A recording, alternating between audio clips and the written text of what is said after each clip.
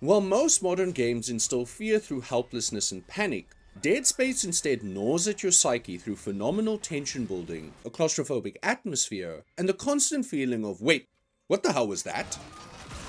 It's arguably one of the greatest games of all time, and offers some of the best body horror and storytelling to date. Yet despite how bleak and oppressive the narrative is, what sets it apart is its willingness to still let you feel like a pissed off killing machine who woke up on the wrong side of the bed this morning. Because in this game, the real challenge isn't about how well you can shoot to survive, but rather how resilient and durable your underwear is.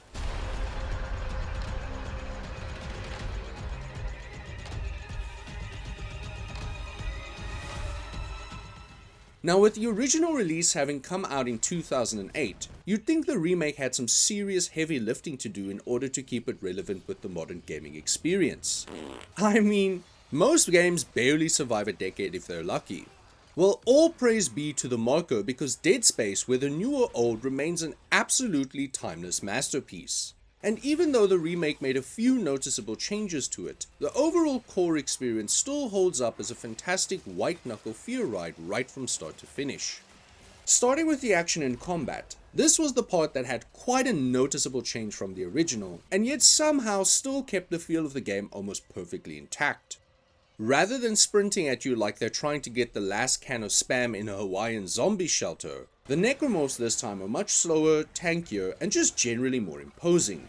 Yet thanks to the new peeling system they introduced, such a significant change fit in almost seamlessly and felt just as natural as the original.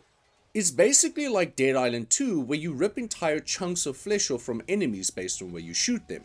Even using something like the force gun lets you literally strip away or peel their skin right from their very bodies. And not only can you do it, but thanks to how the game's resource economy works, you absolutely have to if you want to have a good time. The placement of your shots matters so much more than ever before, with things like shooting an enemy in the calf having a much lower chance of dismemberment than kneecapping them. All of this culminates into the enemies feeling much more oppressive and unyielding. And sure, I did sometimes miss those oh shit moments of a necromorph charging at you at like 120 miles an hour. But that was mostly offset by how much they reduced enemy staggering here, so they still close in on you all the same, just in a different way. The guns themselves also had some noticeable changes here and there, but mostly in a side grade sort of way.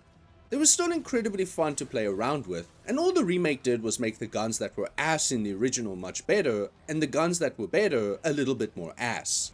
The contact beam, for example, now feels like you're shooting a fucking father-son Kamehameha wave once fully upgraded.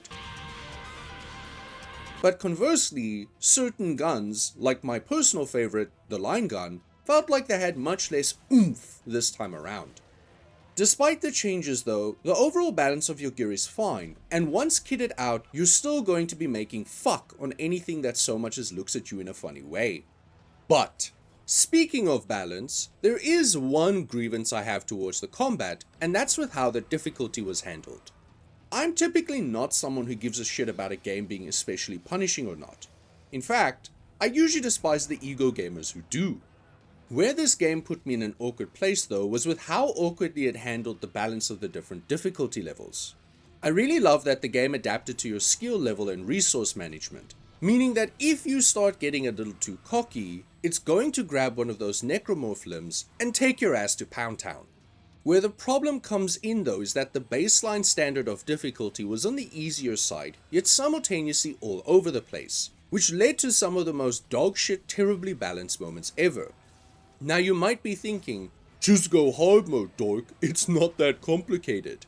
Well no, because doing so fundamentally changes the way you experience the game. And I'm looking to feel tense and uneasy, not masochistic and fucking miserable. But as fun and exciting as the combat is, what truly sets Dead Space apart from pretty much everything else is the absolutely epic visual and sound design. It's incredibly strange praising the aesthetic of a game that took its visual direction from the fucking Necronomicon of all places. But as far as unsettling, morbid, and downright grotesque art styles go, this game would make Nurgle cream his panties, it's that good. The original inspiration from classic sci-fi horror films like The Thing and Alien still shine brightly here. But where the remake really goes one step above is in its ability to make the world feel so much more like a living, breathing ecosystem. The use of lighting, fog, and coloration creates totally different emotional pulls at different points in the game. And unlike most other sloppy attempts at film grain that end up looking like a liver-spotted tit, this is probably the only time where keeping film grain on actually enhanced the overall experience. The map layout and overall world design also feels much more winding and obscured now, meaning that when you hear those blood-curdling sounds from around the corner, you practically piss yourself in anticipation of what's about to happen next. And speaking of sound, this is far and away easily the best part of the entire game. Holy shit! The sound design is genuinely so good here that at times it almost made me forget that EA was sold to another country like a cheap floozy. Almost. From the haunting voices that range from echoing whispers to full-blown schizophrenic meltdowns, to the eerie creaking and clanking of metal parts that make up the steel sarcophagus of the Ishimura, and even the guttural screeches and fleshy squelches of necromorphs traveling about in vents you never see, this game uses sound like a fucking surgeon, and I genuinely wish more games would follow suit. But don't just take my word for it. Here, have a listen for yourself.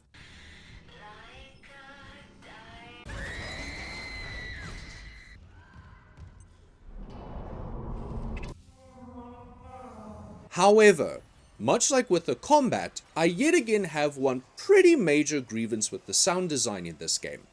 While the overall audio production in the remake is fucking amazing, some of the sound choices here felt like they really prioritized artificial jump scares over any form of common sense. There were more than a handful of times where the sounds of things were scary, but not because they logically fit or felt natural, rather because the developers intentionally made them needlessly loud and jarring. Like, why the fuck do all the different sprinklers of the ship sound as though they were being ass-rammed by Satan?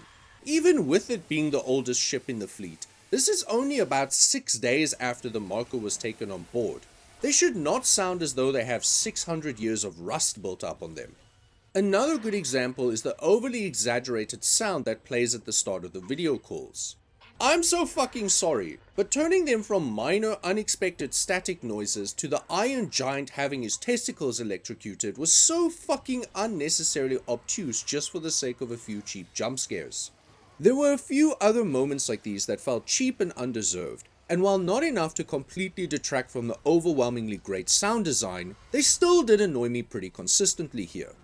But all of these strengths and weaknesses don't just exist in a vacuum. There is one more thing that ties them all together, the intensity director. For those of you that don't know, anytime you backtrack to a previous area, the game basically throws a magic 8-ball to see what kind of experience your cheeks are getting clapped to. In fact, the first time I really felt aware of this, I almost shat my pants from how unexpected it was. For context, I had to reload a certain part of the game because I accidentally sold my gun like a dumbass instead of storing it for later. Well, the first time I went through a previously cleared area, pretty much nothing happened except for some spooky ghosts whispering sweet nothings to me. The second time though, the room was ominous and filled with fog before my ass got swarmed by enemies that I was not mentally prepared for. This is just one example of the different chaotic moments that might happen. And don't get me wrong, it's nowhere near complex enough to guarantee multiple completely unique playthroughs. If it were, EA would have milked the fuck out of it by now. But it was fun and tense enough that it really added to the constant state of clenching your butthole in anticipation of what might happen next. At the end of the day, the Dead Space remake is an incredibly brilliant experience that does a tremendous job of reimagining a game so many of us fell in love with years ago. If you haven't played it yet, I strongly urge you to, and if you have played it, I strongly recommend trying out the original as well, since it still holds up decently well. Either way, there is a profound sense of irony here that needs to be pointed out. EA, a publisher that morphed into a grotesque corporate monster that cannibalized all of its former glory, gave us one last hurrah with a remake of a story all about cosmic body horror, corporate obsession, and total futility. And I just want to say, that's really fucking funny.